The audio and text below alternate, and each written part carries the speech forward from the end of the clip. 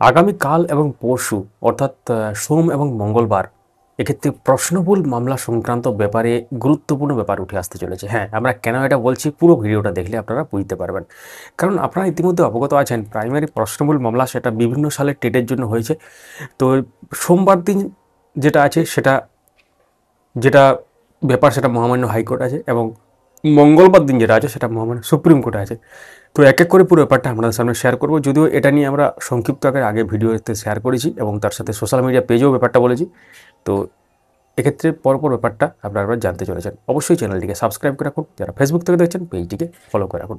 তো প্রাইমারি প্রশ্নবুল মামলা এক্ষেত্রে টেট 2017 টেট 2022 সংক্রান্ত যে ব্যাপার সেটা কিন্তু আগামী সোমবার দিন আছে, অর্থাৎ আগামীকাল, এবং সেখানে গুরুত্বপূর্ণ ব্যাপার উঠে আসবে সবাই নম্বর পাবে না কীভাবে ব্যাপারটা সংঘটিত হবে, এবং তাদের যে ওএমআর অর্থাৎ আনসাকসেসফুল ক্যান্ডিডেট যারা আছেন টেট 2022-এ তাদের ওএমআর কিন্তু রিচেকের একটা ব্যাপার বলা আছে, এবং সেই সমস্ত রিচেকের পরে কী ফল হলো, যদিও এক্সপার্ট কমিটির রিপোর্ট জমা পড়ে গেছে সেই অনুসারে ব্যাপারটা হচ্ছে। সেখানে এক্সপার্ট কমিটি থেকে যেটা ভেবে দেখা হয়েছে বা যেটা নির্ধারণ করা হয়েছে অ্যাকচুয়ালি সেটা রিপোর্টে আছে, এক্সপার্ট কমিটির রিপোর্টে, সেই রিপোর্ট অনুসারেই কিন্তু হবে এভ্যালুয়েশন, আবার রি-এভ্যালুয়েশন বলতে পারেন বা রিচেক বলতে পারেন ওএমআর সিটের।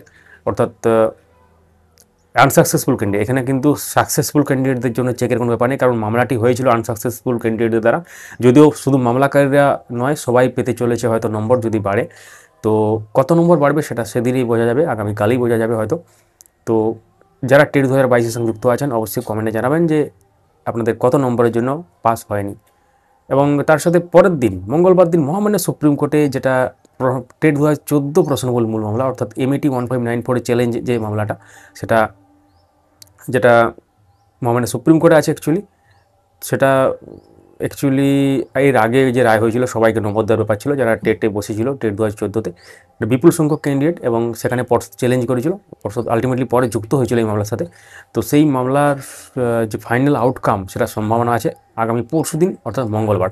অর্থাৎ সোমবার দিন হচ্ছে টেট 2022 প্রশ্নবুল মামলা, এবং তার সাথে মঙ্গলবার দিন হচ্ছে টেট 2014 প্রশ্নবুল মামলা।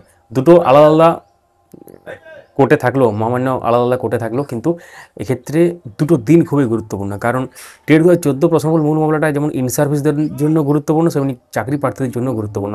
আর টেট 2022টা তো অবশ্যই গুরুত্বপূর্ণ, কারণ অনলাইন অ্যাপ্লিকেশান শুরু হয়ে গিয়েছে, তারা অ্যাপ্লিকেবল হবে কিনা সেটা জানা যাবে ফাইনাল আউটকাম এলে। কারণ অনেকেই হয়তো মামলা করেননি এবং অনেকেই মামলা করেছেন, এক্ষেত্রে উভয় পক্ষের ক্ষেত্রেই কিন্তু সুবিধা হতে চলেছে হয়তো হয়তো কেন বলছি, কারণ ফাইনাল আউটকাম এলে পরিষ্কার ব্যাপারটা বোঝা যাবে। ওটার কপি সহ বিস্তারিত ব্যাখ্যা থাকবে, মামলার সমস্ত রকম ব্যাপার কিন্তু আপনারা জানতে পারবেন। সঙ্গে থাকবেন এই পেজটিকে ফলো করে, যারা ফেসবুক থেকে দেখছেন, এবং যারা ইউটিউব থেকে দেখছেন এই চ্যানেলটিকে সাবস্ক্রাইব করে রাখবেন, ভিডিওটি লাইক করুন, সবার সাথে শেয়ার করুন, কমেন্টে জানাবেন আপনারা কোন সালের জন্য কোন সালের টেটে বসেছিলেন বা কোন কোন সালের টেটে বসেছিলেন, এবং কোনটায় পাস করেছেন না কোনটায় কিছু নম্বরের জন্য হয়নি, এর ব্যাপারগুলো লিখতে পারেন। কোন জেলা থেকে ভিডিও দেখে সেটাও কিন্তু লিখতে পারেন। ধন্যবাদ।